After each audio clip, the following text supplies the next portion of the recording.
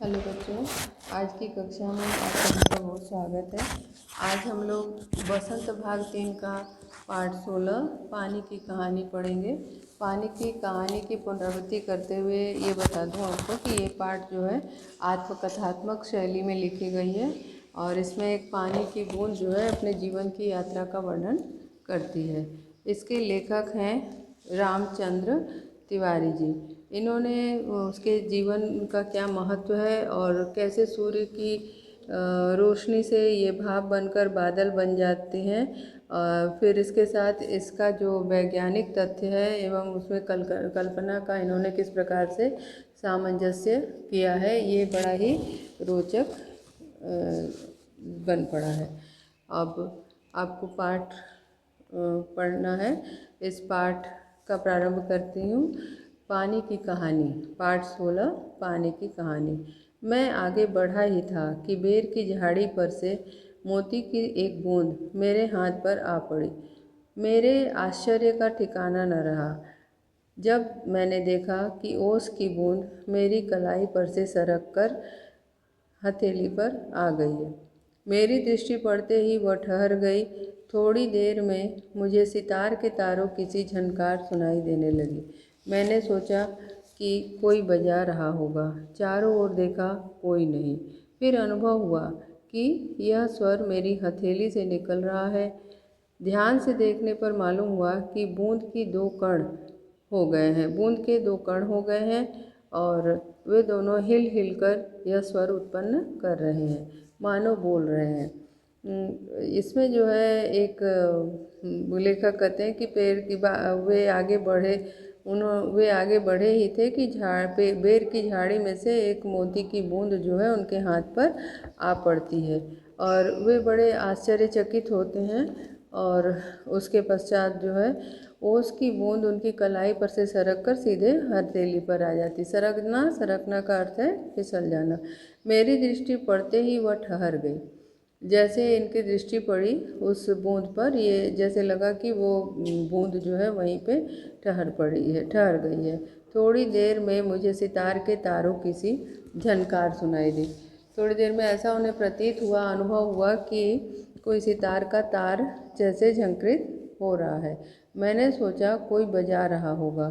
चारों ओर उन्होंने देखा कि कहीं पे कुछ नहीं था। फिर उन्हें अनुभव हुआ कि एक बूंद जो उनके हथेली पर सरकी थी उसके दो कण हो गए हैं और वे दोनों मानो आपस में बातें कर रहे हैं हिल हिल कर और उसी से स्वर निकल रहा है। फिर उन्होंने ध्यान से सुना। अब आगे क्या होता है आइए जानते हैं। उसी सुरीली आवाज़ में मैंने सुना, सुनो सुनो। मैं चुप था। फिर आवाज़ आई, सुनो सुनो। फिर आवाज़ आई, सुनो सुनो। अब मुझसे रहा न गया, मेरे मुख से निकल पड़ा, कहो कहो। ओस की बूंद मानो प्रसन्नता से हिली और बोली, मैं ओस हूँ, जानता हूँ। मैंने कहा, लोग मुझे पानी कहते हैं, जल भी, मालूम है। मैं बेर के पेड़ में से आई हूँ। झूठी, मैंने कहा और सोचा, बेर के पेड़ से क्या पानी का फव्वारा निकलता है। लेखक और पानी की बूंद में जो वार्तालाप होता है उसके बारे में लेखक ने यह वर्णन किया है। लेखक को अपने ध्यान अपनी ओर आकर्षित करने के लिए वो उससे बोलती है कि सुनो सुनो, मतलब 2 बार 3 बार बोलने के बाद लेखक उसकी ओर आकर्षित होता है और सोचता है कि पूछे कि उसके मुंह से अचानक निकल पड़ता है, कहो कहो। फिर ओस की बूंद कहती है, मैं ओस हूँ और मुझे लोग पानी भी कहते हैं, जल भी कहते हैं और इस बात का लेखक को पता था, इसीलिए वह कहता है मालूम है। फिर वो जब बोलती है कि मैं बेर की पेड़ से आई हूँ तो लेखक को ये विश्वास नहीं होता और लेखक कहते हैं कि क्या बेर के पेड़ में कहीं से फुहारा निकलता है। और इस प्रकार जैसे ही उसने कहा तो बूंद को क्या अनुभव हुआ, कैसा अनुभव हुआ, आइए आगे का अंश पढ़ के जानते हैं। बूंद फिर हिली, मानो मेरे अविश्वास से उसे दुख हुआ हो। सुनो, मैं इस पेड़ के पास ही भूमि में बहुत दिनों से इधर उधर घूम रही थी। मैं कणों का हृदय टटोलते हुए एकाएक पकड़ी गई। कैसे? मैंने पूछा। बूंद जो है वह ऐसा प्रतीत हुआ कि लेखक के अविश्वास से बूंद को बड़ा ही कष्ट हुआ है, बूंद को बहुत ही दुख हुआ हो।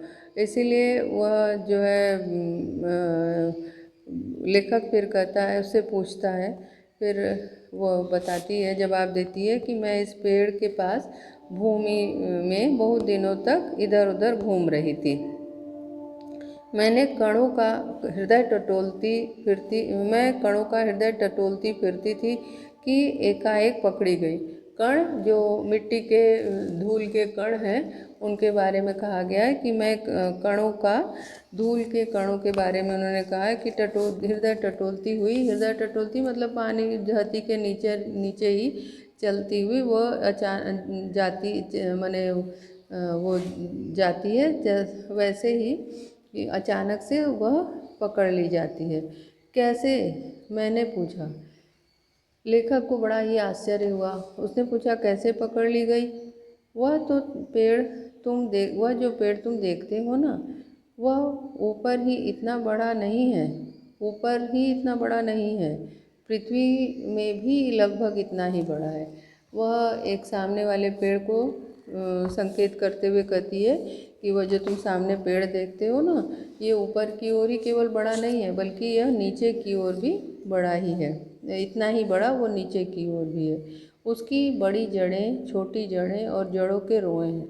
वो बताता है कि माने पानी की बूंद बताती है कि उसकी बड़ी जड़ें होती हैं, फिर छोटी जड़ें होती हैं, जड़ों की भी जड़ें होती हैं, उसमें रोए होते हैं। इस प्रकार उसका विस्तार जमीन के नीचे काफ़ी रहता है। वे रोए बड़े निर्दयी हैं। वो अपना अनुभव बताते हुए कहती है कि जो पेड़ के जड़ों के भी जो रोए होते हैं, यानी एकदम पतली पतली जो जड़ें होती हैं, उनको मुझ जैसे असंख्य जल कणों को वे बलपूर्वक पृथ्वी से खींच लेती हैं। आप जानते हैं कि पेड़ के जो जड़ हैं वही उसको पोषण मतलब वही उसका पोषण करते हैं, मतलब धरती से वह पानी खींचते हैं और फिर वो जो है उससे अपना भोजन पानी बनाते हैं। तो इस तरह से वह कहती है कि ये जो उसके रोए हैं वे बड़े निर्दयी हैं और बलपूर्वक हमें पानी को खींच लेते हैं। कुछ को तो पेड़ एकदम खा जाते हैं, मतलब कुछ वह बताती है कि कुछ पानी की बूंद ऐसी होती है कि उसका अस्तित्व ही समाप्त कर देते हैं ये पेड़, और अधिकांश का सब कुछ छीनकर उन्हें बाहर निकाल देते हैं। और बहुत सारी जड़ें ऐसी हैं कि जिनका सब कुछ छीनकर वे उसे बाहर निकाल देती हैं। क्रोध और घृणा से उसका शरीर काँप रहा था। जब बूंद ये बात कह रही थी तो उस समय क्रोध और घृणा से उसका शरीर जो है काँप रहा था, मतलब इतना क्रोधित हो गई थी कि उसके शरीर में एक कंपन पैदा हो गई थी। घृणा का अर्थ है नफरत। घृणा का अर्थ है नफरत, ठीक है। तो क्रोध और घृणा से उसका शरीर काँप रहा था। तुम क्या समझते हो कि ये इतने बड़े यूं ही खड़े हैं? उन्हें इतना बड़ा बनाने के लिए मेरे असंख्य बंधुओं ने अपने प्राण नाश किए हैं। मैं इतने बड़े ध्यान से उसकी कहानी सुन रहा था। लेखक से वह पानी की बूंद कहती है कि तुम इतने बड़े बड़े पेड़ों को जो देखते हो तो ये क्या ऐसे ही खड़े हैं? इनके बड़े होने में हमारे बहुत सारे भाई बंधुओं का योगदान है। मतलब कि इन पेड़ों को जीवन देने में हमारे भाई बंधुओं ने अपना प्राण ही नाश कर दिया, मतलब वे नष्ट हो गए हैं। और मैं तब जो है लेखक बड़े ध्यान से उसकी बातों को सुन रहा था। हाँ, तो मैं भूमि के खनिजों को अपने शरीर में घुलाकर आनंद से फिर रही थी। अब ये बताते हैं कि बताती है कि मैं भूमि के खनिजों को अपने शरीर में घुलाकर आनंद से फिर रही थी कि दुर्भाग्यवश एक रोए से मेरा शरीर छू गया। मैं कांपी, दूर भागने का प्रयत्न किया, परंतु वे पकड़कर छोड़ना नहीं जानते। मैं रोए से खींच ली गई। अब बता रही है कि जो धरती में खनिज होते हैं उन खनिजों से अपने शरीर को एकाकार कर घुलाकर, यानी कि उसमें मिल गई थी और आनंद पूर्वक मैं धरती में इधर उधर विचरण कर रही थी कि दुर्भाग्य से इस एक रोए से मेरा शरीर छू गया। और जैसे ही रोई से उसका शरीर छुआ वैसे ही उसके शरीर से उसके शरीर में एक तरह का कंपन हुआ। दूर भागने का प्रयत्न इसने किया परंतु रोए द्वारा ये पकड़ ली गई। और ये रोए एक बार जब खींच लेते हैं तो छोड़ना नहीं जानते। फिर क्या हुआ, मैंने पूछा। अब लेखक के मन में एक कौतूहल जगा, जिज्ञासा हुई। उसने पूछा कि फिर क्या हुआ। मेरी उत्सुकता बढ़ चली थी। लेखक जो है बड़ा ही उत्सुक होकर के पानी की कहानी सुन रहा था और उसकी जिज्ञासा बढ़ती ही गई। मैं एक कोठरी में बंद कर ली गई। थोड़ी देर बाद ऐसा जान पड़ा कि कोई मुझे पीछे से धक्का दे रहा है। अब उसे लगा कि थोड़ी देर बाद उसे लगा कि कोई उसे मतलब वो कोठरी यानी कमरा, तो एक कमरे में बंद कर दी। उन लोगों का नीचे कोई होता होगा जो पानी के नीचे, मतलब ज़मीन के नीचे का हिस्सा जो है वो उसको जो है वो कह रही है कमरा। कोठरी में बंद कर ली गई। थोड़ी देर बाद ऐसा जान पड़ा कि कोई मुझे पीछे से धक्का दे रहा है और कोई मानो हाथ पकड़कर आगे की ओर खींच रहा है। मेरा एक भाई वहाँ लाया गया था। उसके लिए स्थान बनाने के कारण मुझे दबाया जा रहा था। आगे एक और बूंद मेरा हाथ पकड़कर ऊपर खींच रही थी। मैं उन दोनों के बीच पिस चली थी। अब वे बता रही है कि मैं अकेले ही वहाँ नहीं थी, बल्कि मेरे कुछ भाई बंधु भी थे। करिए थोड़ी देर बाद ऐसा लगा कि उसे कोई धक्का दे रहा है पीछे की ओर, और फिर उसे लगा कि कोई हाथ पकड़कर आगे की ओर खींच रहा है। उसने तब जाना कि उसका एक भाई वहाँ पर और लाया गया है। उसके लिए स्थान बनाने की जगह थी, यानी उसको भी रखना था, इसीलिए इन्हें इस बूंद को दबाया जा रहा था। आगे और एक बूंद मेरा हाथ पकड़कर ऊपर खींच रही थी। मैं उन दोनों के बीच पिस रही थी। और आगे की ओर एक बूंद थी जो उसका हाथ पकड़कर खींच रही थी, और वह जो है दोनों बूंदों के बीच जैसे पिस रही थी। मैंने लगभग 3 दिन तक यह सांसत भोगी। मैं 3 दिन तक यह सांसत भोगती रही। सांसत का अर्थ है परेशानी या दुख।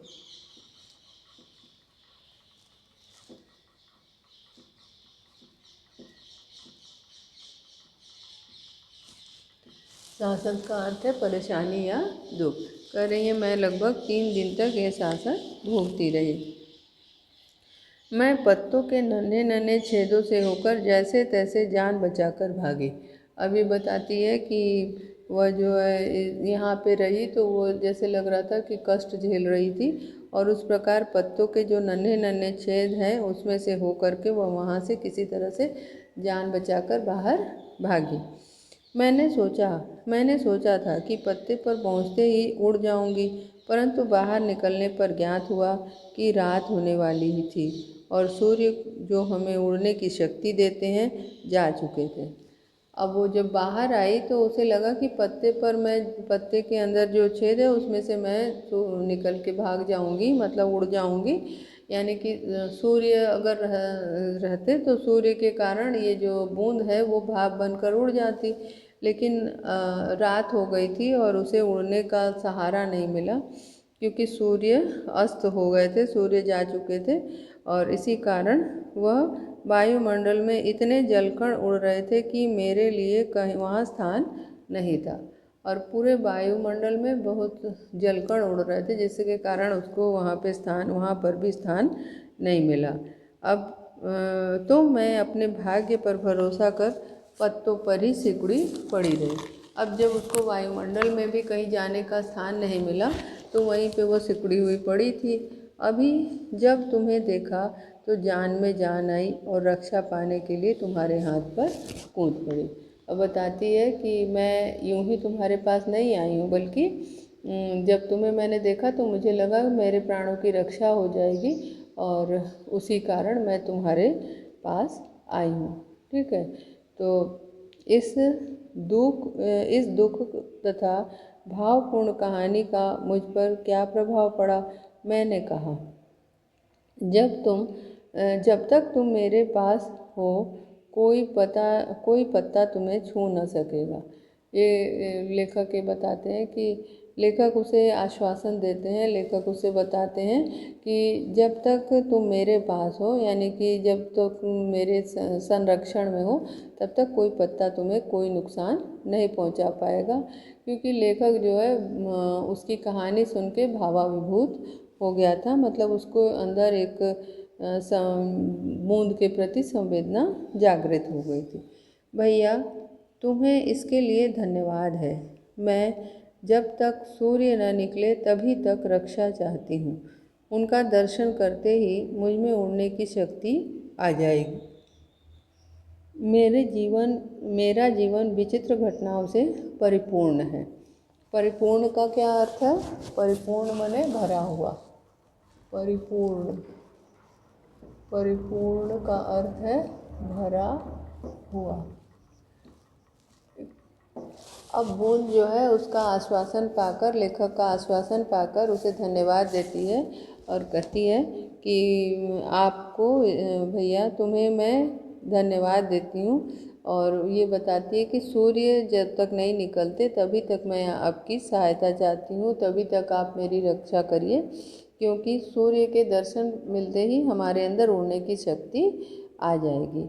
और फिर उसके बाद ये बताती है, मेरा जीवन विचित्र घटनाओं से परिपूर्ण है। विचित्र माने अनोखे। विचित्र का अर्थ है अनोखा। मेरा जीवन विचित्र घटनाओं से परिपूर्ण है। ये बताती है कि मेरा जीवन जो है वो विचित्र घटनाओं से भरा हुआ है। अनेक तरह की घटनाएं हमारे जीवन में घटित हुई हैं। मैं उसकी कहानी तुम्हें सुनाऊंगी तो तुम्हारा हाथ तनिक न दुखेगा। तनिक मतलब होता है थोड़ा।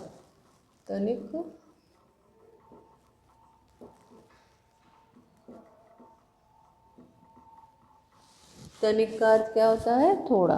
कह रही है कि मैं तुम्हें अपने जीवन की कहानी जब सुनाऊंगी तो तुम्हारा जो हाथ है वो जिस पर मैं हूँ वो जरा भी नहीं थकेगा, नहीं दुखेगा, क्योंकि तुम्हारा ध्यान बट जाएगा। अब लेखक उससे कहते हैं, अच्छा सुनाओ। बहुत दिन अब उसके बाद जो है पानी अपने जीवन की गाथा सुनाती है। बहुत दिन हुए मेरे पुरखे हाइड्रोजन और ऑक्सीजन नामक दो गैसें सूर्यमंडल में लपटों के रूप में विद्यमान थी। विद्यमान का क्या अर्थ होता है? विद्यमान का अर्थ होता है मौजूद। विद्यमान का अर्थ है मौजूद, व्याप्त।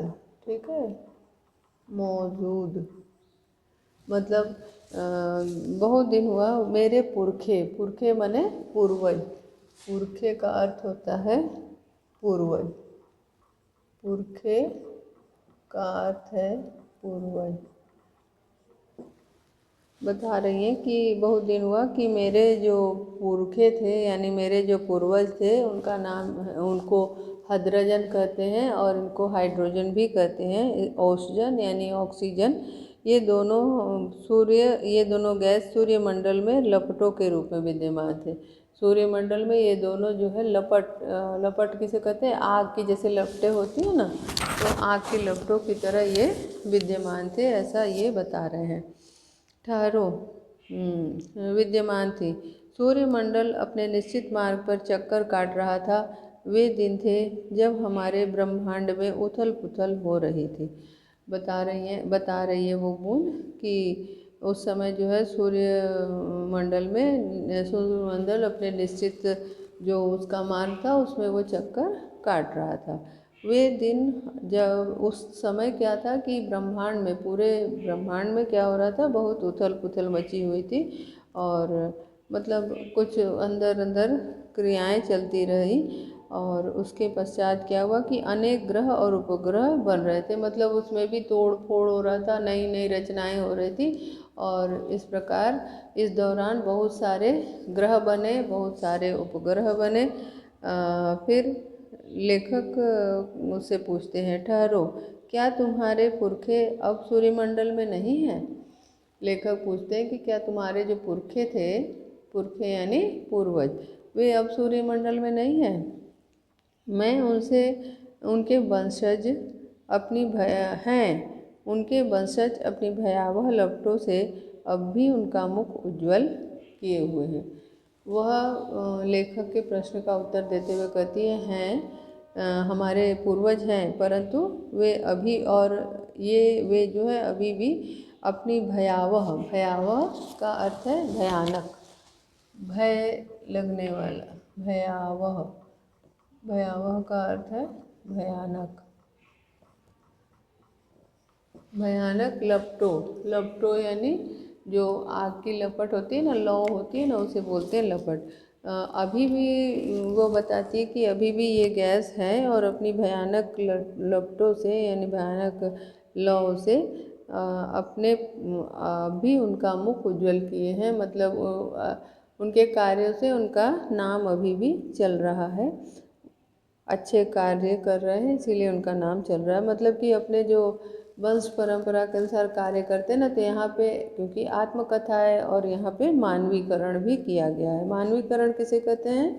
जब कोई गैर इंसानी चीज़ हो, वस्तु हो, जीव हो, जंतु हो, तो उसको जब मानव की तरह का दर्शाया जाता है उस क्रिया प्रतिक्रिया करते हुए, तो उसको बोलते हैं मानवीकरण। तो यहाँ पे एक तरह से लपटों का मानवीकरण कर दिया गया है। ऑक्सीजन और जैसे हाइड्रोजन जो गैस है उनका मानवीकरण कर दिया गया है कि उनके जो आने वाले अग्रज हैं वे अभी भी अपने पूर्वजों का नाम रोशन किए हुए हैं। हाँ, तो मेरे पुरखे बड़ी प्रसन्नता से सूर्य के धरातल पर नाचते थे। तो वो पानी बता रही है कि इनके जो पुरखे थे यानी इनके जो पूर्वज थे, पुरखे यानी कि पूर्वज, इनके जो पुरखे थे वे बड़ी ही खुशी खुशी अपना जीवन बिताते थे और सूर्य के धरातल पर मानो खुश होने के कारण नृत्य करते थे, नाचते फिरते थे। उनकी आंखें चौंधियाने लगी। चौंधियाने लगी मतलब ये जब आँख में एक चमक होती है ना, आँख चमक से देखने में परेशानी होती है, ऐसे बहुत ज़्यादा चमक से, तो उसको चौंधियाना कहते हैं। तो आँख जो है चौंधियाने लगी। यह पिंड बड़ी तेज़ी से सूर्य की ओर बढ़ रहा था। उसने वह बताया कि एक पिंड था, वह पिंड जो है बहुत तेज़ी के साथ सूर्य की ओर आगे बढ़ रहा था। ज्यों-ज्यों पास आता जा रहा था उसका आकार बढ़ता जा रहा था और जैसे जैसे वो पिंड आगे की ओर आता जा रहा था वैसे वैसे उसका आकार भी और बड़ा से बड़ा लगने लगा। यह सूर्य से लाखों गुना बड़ा था। जो पिंड था सूर्य की तरफ आ रहा था, वह पिंड जो है सूर्य से भी परिधि में बहुत बड़ा था। उसका आकार जो था वो बहुत बड़ा था। ऐसा ज्ञात हुआ कि उसकी महान आकर्षण शक्ति से हमारा सूर्य कांप उठा और उसके अंदर जो खिंचाव की शक्ति थी, आकर्षण की शक्ति थी, उससे ऐसा प्रतीत हो रहा था कि मानो सूर्य कांप उठा हो। ऐसा ज्ञात हुआ कि उस ग्रहराज से टकराकर हमारा सूर्य चूर्ण हो जाएगा। और इतनी तेज़ी से वह ग्रह आ रहा था सूर्य के करीब, वह पिंड आ रहा था सूर्य के करीब कि जैसे लग रहा था कि सूर्य से वह टकराएगा और सूर्य जो है चकनाचूर हो जाएगा, यानी कि उसके कई हिस्से हो जाएंगे, चूर चूर हो जाएगा। और वैसा न हुआ। वह सूर्य से सहस्रों मील दूर से ही घूम गया। परंतु ये जो सोच थी वो गलत साबित हुई और ऐसा नहीं हुआ, उसने सूर्य को नष्ट नहीं किया, सूर्य से वह टकराया नहीं, बल्कि कुछ दूर से ही वह उसने अपना रास्ता बदल लिया, वह दूसरी ओर मुड़ गया। अब बता रहे हैं कि परंतु उसकी भीषण आकर्षण शक्ति के कारण सूर्य का एक भाग टूटकर उसके पीछे चला गया। सूर्य से टूटते हुए भाग इतना भारी खिंचाव संभाल न सका और कई टुकड़ों में टूट गया। उन्हीं में से एक टुकड़ा हमारी पृथ्वी है। यह प्रारंभ में एक बड़ा आग का गोला था। यहाँ पे ये बताती है बूंद कि जब सूर्य से टकराया तो वह सूर्य से सहस्रों मील दूर से घूम गया, परंतु भीषण आकर्षण शक्ति के कारण सूर्य का एक भाग टूटकर उसके पीछे चला गया। मतलब उसके अंदर एक आकर्षण की शक्ति थी, खिंचाव की शक्ति थी, तो उस शक्ति के कारण सूर्य का एक भाग जो है, एक हिस्सा जो है टूट गया और टूट के वह उसके पीछे जाने लगा। सूर्य से टूटा हुआ भाग इतनी भारी खिंचाव को संभाल न सका और उसके फिर कई टुकड़े हो गए। सूर्य से जो टुकड़ा कटा था, जो हिस्सा कटा था, वह जो है इतना आकर्षण को संभाल नहीं सका और उसके भी फिर कई टुकड़ों में वह बट गया। अब ये बता रहे हैं कि उसके बाद जो है उन्हीं में से एक टुकड़ा का है ये धरती है, और इसी कारण धरती जो है प्रारंभ में बहुत गर्म थी। ये एक आग का गोला थी, मतलब कि इतनी गर्म थी कि मानो एक आग का गोला हो ऐसा। परंतु उन लपटों से तुम पानी कैसे बनी? लेखक को बड़ा ही आश्चर्य हुआ। अब लेखक पूछता है ऐसा, मतलब धरती की कहानी भी ऐसी है। और फिर वो आगे पूछता है कि लेकिन तुम पानी का रूप तुमने कैसे धारण किया? मुझे ठीक पता नहीं। हाँ, यह सही है कि हमारा ग्रह ठंडा होता चला गया। अब ये कह रही है कि लेकिन इसके बारे में मुझे ठीक से पता नहीं है, परंतु यह जो ग्रह था यह धीरे धीरे ठंडा होता गया। ये मतलब मुझे पता नहीं, यह सही है कि हमारा ग्रह ठंडा होता चला गया। वो बताती है कि जो हमारा ये ग्रह था जो टूट करके नीचे गिरा था, वो धीरे धीरे ठंडा हो गया। और मुझे याद है कि अरबों वर्ष पहले मैं हाइड्रोजन और ओक्सीजन के रासायनिक क्रिया के कारण उत्पन्न हुई। और फिर वो बताती है कि उसको याद है इस बात का कि कई अरब वर्ष पहले, अरब जो है जैसे संख्या है ना, 10, 100, 1000, लाख ये होता है ना, उसी तरह अरब भी एक संख्या है ना। तो अरबों वर्ष पहले यानी बहुत साल पहले हाइड्रोजन और ऑक्सीजन, हाइड्रोजन यानी हाइड्रोजन और ऑक्सीजन यानी ऑक्सीजन, दोनों का जो रासायनिक दोनों की क्रिया हुई इन दोनों के बीच, तो उसी के कारण जो है मैं उत्पन्न हुई। मैं यानी कि पानी का जन्म उसी के रासायनिक क्रिया से हुआ। उन्होंने आपस में मिलकर अपना प्रत्यक्ष अस्तित्व गंवा दिया है और मुझे उत्पन्न किया है। ये बता रही है कि ये जो दोनों हैं गैसें, ये दोनों गैस आपस में मिल गई और मिल करके इन्होंने अपना प्रत्यक्ष रूप जो है, जो वास्तविक रूप है, वो समाप्त कर दिया। और इस प्रकार ये जो है इनका वास्तविक जो रूप है वो समाप्त हो गया, गंवा दिया, मैंने नष्ट कर दिया, खो दिया और मुझे उत्पन्न किया। और उसी के फलस्वरूप मेरा जन्म हुआ, उसने मुझे उत्पन्न किया। ठीक है। अब आगे की कह रही हैं कि मैं उन दिनों भाप के रूप में पृथ्वी के चारों ओर घूमती रही।